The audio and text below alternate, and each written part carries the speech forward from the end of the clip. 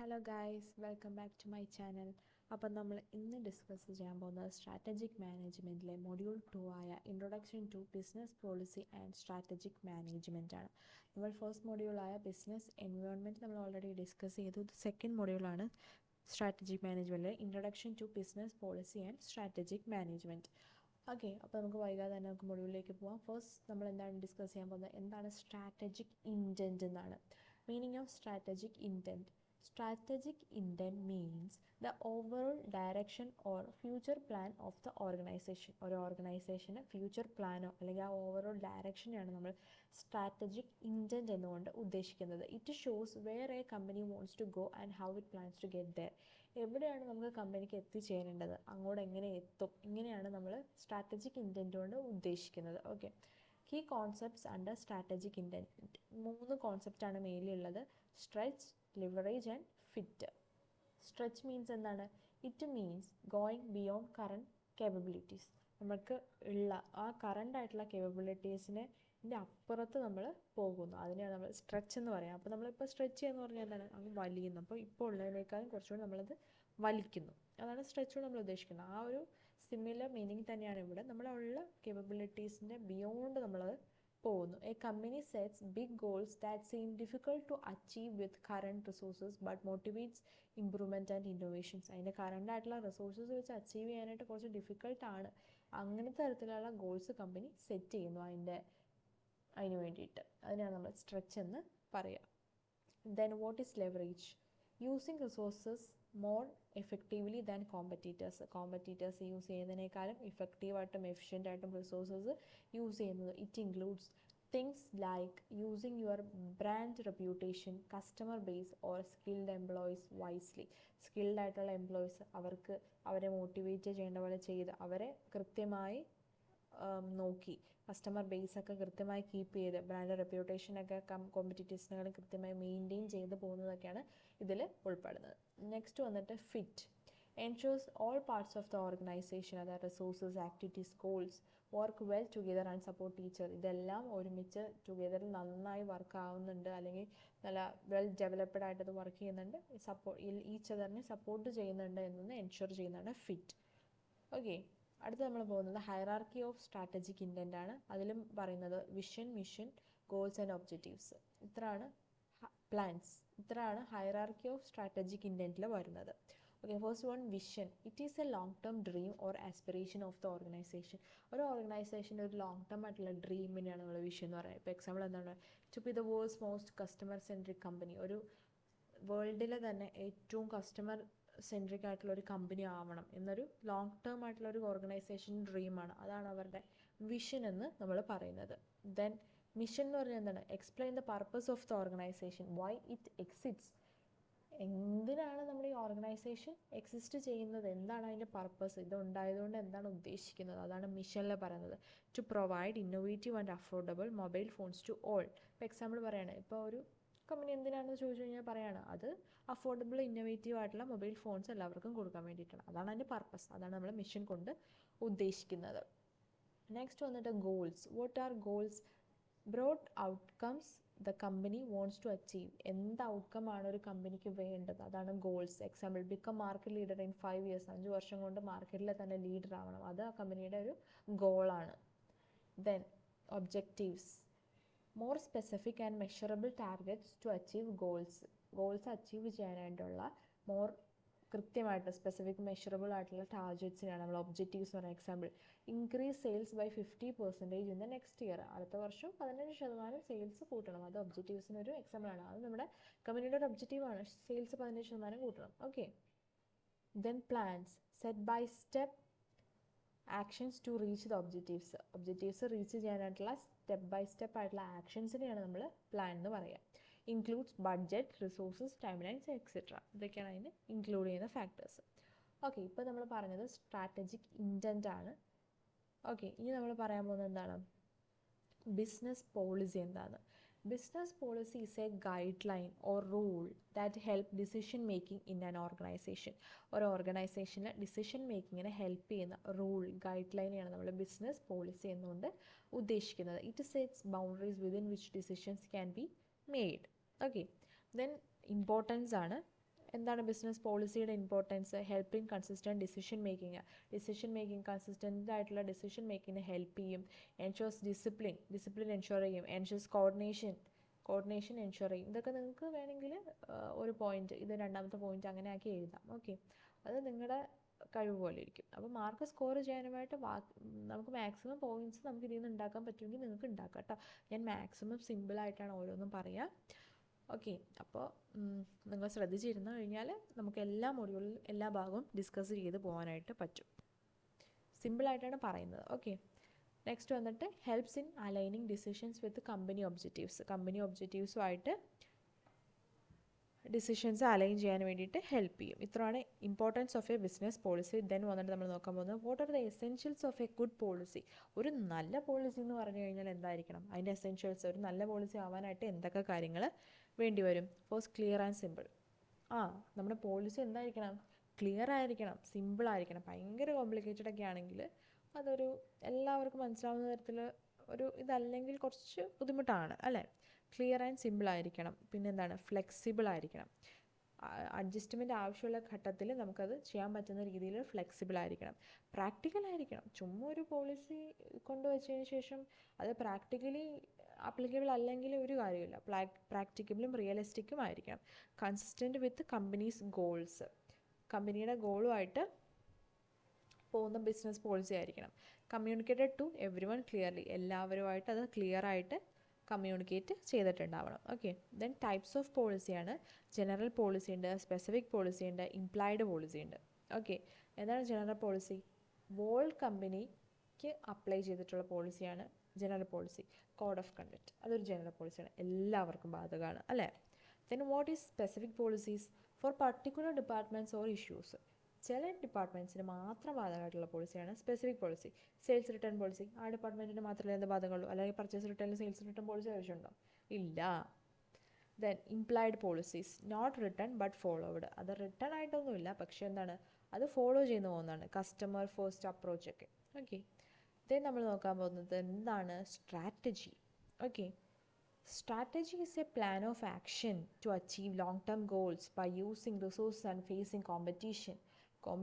ഒക്കെ ഫേസ് ചെയ്ത് റിസോഴ്സസ് ഒക്കെ യൂസ് ചെയ്ത് ലോങ് ടേം ആയിട്ടുള്ള ഗോൾസ് അച്ചീവ് ചെയ്യുന്ന ആ പ്ലാൻ ഓഫ് ആക്ഷനെയാണ് നമ്മൾ സ്ട്രാറ്റജി എന്നുകൊണ്ട് ഉദ്ദേശിക്കുന്നത്. പിന്നെ ഒരു ഡെഫിനിഷനൊക്കെ കൊടുത്തിട്ടുണ്ട്. Strategy is the art of planning and directing overall operations and movement to reach organisation objectives. Okay, then സ്ട്രാറ്റജിയുടെ ഇമ്പോർട്ടൻസ് ആണ് എന്ത്? Helps in dealing with uncertainty and കോമ്പറ്റീഷനും അൺസർട്ടനിറ്റിയൊക്കെ ഡീൽ ചെയ്യാൻ വേണ്ടിയിട്ട് ഹെൽപ്പ് ചെയ്യും. ഒരു സ്ട്രാറ്റജി ഉണ്ടെങ്കിൽ നമുക്ക് ഫ്യൂച്ചറിൽ വരുന്ന കാര്യം കുറച്ച് പ്രെഡിക്റ്റ് ഒക്കെ ചെയ്ത് നമുക്ക്, അല്ലെങ്കിൽ ഒരു കോമ്പറ്റീഷനൊക്കെ ഉണ്ടാവുകയാണെങ്കിൽ നമുക്ക് അതെങ്ങനെയൊക്കെ അതിനെ പ്രതിരോധിക്കാം എന്നൊക്കെ നമുക്ക് കുറച്ച് ഹെൽപ്പ് ചെയ്യും സ്ട്രാറ്റജിയൊക്കെ നമ്മുടെ കമ്പനിയിൽ ഫോളോ ചെയ്യുന്നുണ്ടെങ്കിൽ. Guides the direction of activities, നമ്മുടെ ആക്ടിവിറ്റീസിൻ്റെ ഡയറക്ഷനൊക്കെ എങ്ങനെ വേണമെന്നൊക്കെ ഗൈഡ് ചെയ്യും. Leads to efficient resource utilization, resources ഒക്കെ എഫിഷ്യൻ്റ് ആയിട്ട് യൂട്ടിലൈസ് ചെയ്യാൻ വേണ്ടിയിട്ട് ഹെൽപ്പ് ചെയ്യും. ദെൻ നമ്മൾ വന്നിട്ട് നോക്കാൻ പോകുന്നതാണ് എന്ത്? Features of strategy. എന്തൊക്കെയാണ് സ്ട്രാറ്റജിയുടെ features? Long term in nature, അത് ലോങ് ടേം ആണ്. ഫോർവേഡ് ലുക്കിംഗ് ആണ്. Helps in competitive advantage. Needs top management involvement ഒക്കെ വേണ്ടേ പിന്നെ സ്ട്രാറ്റജീസ് ഒക്കെ പ്ലാൻ ചെയ്യാൻ വേണ്ടിയിട്ട്? പിന്നെന്താണ്? Influenced by internal and external environment external environment ഒക്കെ എന്താണ് ബിസിനസ്സിനെ നമ്മൾ ഓൾറെഡി കഴിഞ്ഞ മൊഡ്യൂളിൽ ഡിസ്കസ് ചെയ്തിട്ടുണ്ട്. അത് ആ എൻവയോൺമെൻറ്റിലാലൊക്കെ ഇൻഫ്ലുവൻസ് ചെയ്യപ്പെടുന്നതാണ് എന്ത്? സ്ട്രാറ്റജി. ദെൻ നമ്മൾ നോക്കാൻ പോകുന്നത് സ്ട്രാറ്റജി വേഴ്സസ് പോളിസിയാണ്. ഇതിങ്ങനെ ഒരുമിച്ച് വന്നതുകൊണ്ടാട്ടോ ഞാൻ പല കളറിൽ കൊടുത്തിരിക്കുന്നത്. ഇത് പോയിന്റ് വരുന്നത് ഇത് സ്ട്രാറ്റജിയുടെ, ഇത് പോളിസീസിൻ്റെ. ഓക്കെ, പോയിന്റ് വന്നിട്ട് സ്ട്രാറ്റജി വേഴ്സസ് പോളിസിൻ്റെ ഡിഫറൻസ് ആണ് നമ്മൾ നോക്കുന്നത്. ഫോക്കസ് ചെയ്യുന്നത് നോക്കാം. പോയിന്റ് ഫോക്കസ് ആണ്. എന്തിനെ ഫോക്കസ് ചെയ്യുന്നു? സ്ട്രാറ്റജി ലോങ് ടേം ഗോൾസിനെ, policy guidelines for actions.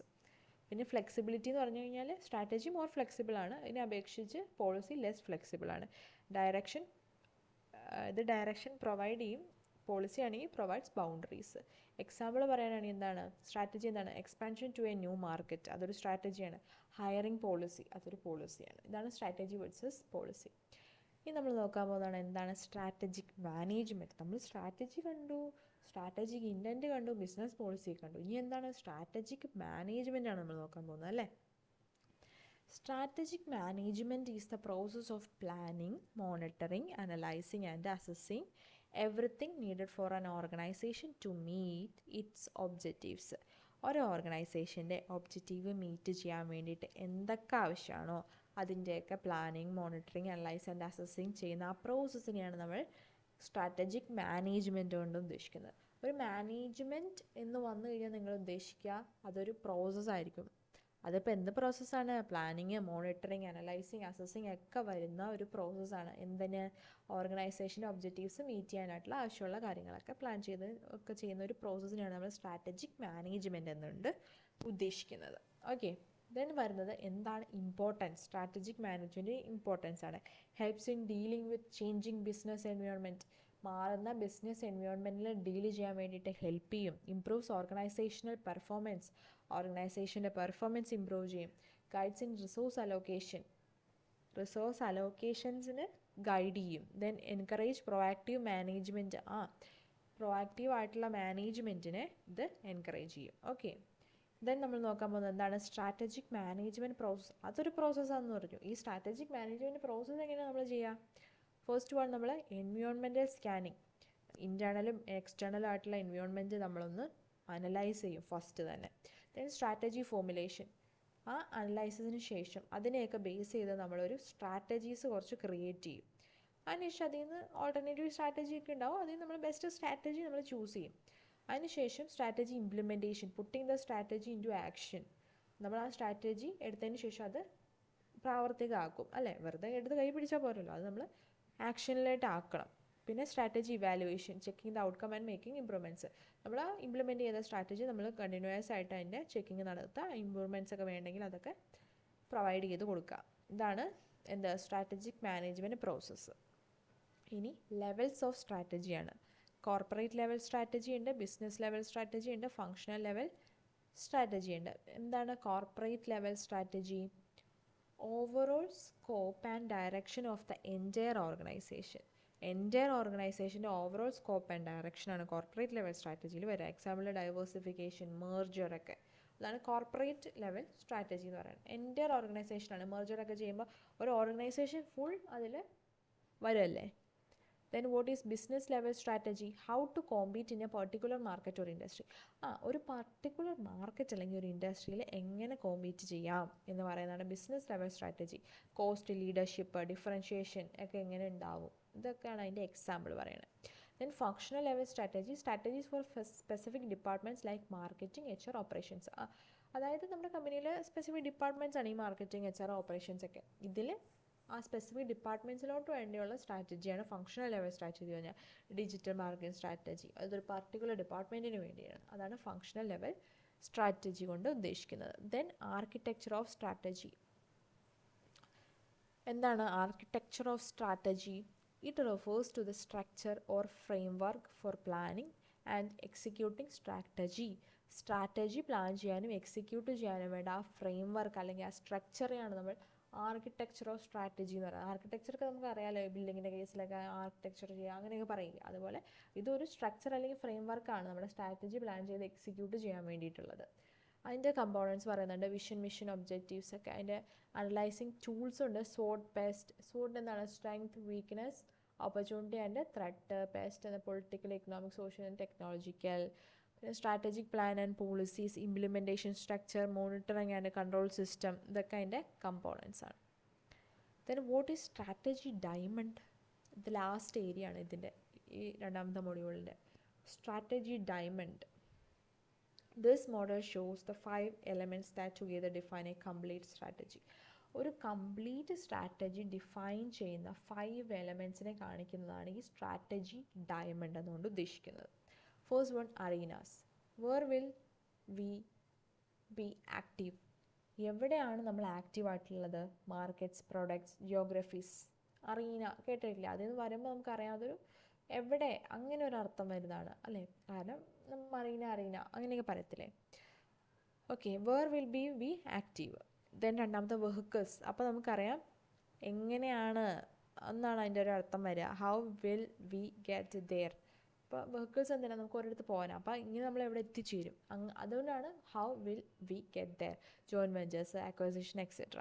പിന്നെ differentiators, how will we win, നമ്മൾ മറ്റുള്ളവരിൽ നിന്ന് യൂണീക്കായിട്ട് നിർത്തുന്നത് എന്താണ്, യൂണിക് ഫീച്ചേഴ്സ്, കോസ്റ്റ് അഡ്വാൻറ്റേജ് ഒക്കെ. പിന്നെ staging, what will be speed and sequence of moves, നമ്മുടെ മൂവ്സിൻ്റെ സ്പീഡ് ഒക്കെ എങ്ങനെയാണ്.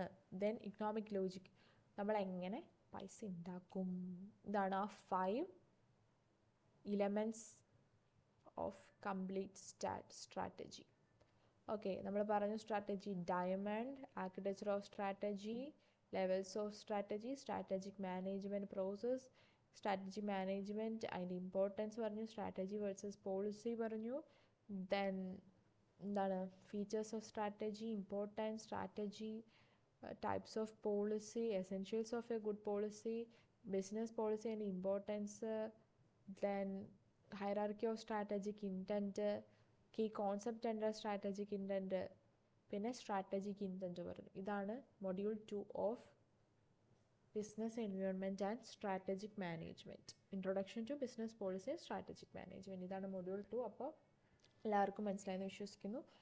ഇല്ലെങ്കിൽ നിങ്ങൾ കമൻറ്റ് ചെയ്യുക, ഞാൻ എന്തായാലും റിപ്ലൈ തരുന്നതായിരിക്കും. ഓക്കെ, നെക്സ്റ്റ് അടുത്ത മൊഡ്യൂൾസുമായിട്ട് ഞാൻ ഉടനെ തന്നെ അപ്ലോഡ് ചെയ്യുന്നതായിരിക്കും. Okay, thank U. ഇനി ഏതെങ്കിലും സബ്ജക്റ്റിന് ഏതെങ്കിലുമൊക്കെ മൊഡ്യൂൾസ് വേണമെന്നുണ്ടെങ്കിൽ നിങ്ങൾക്ക് കമൻറ്റ് ചെയ്ത് ചോദിക്കാവുന്നതാണ്. Okay, thank U.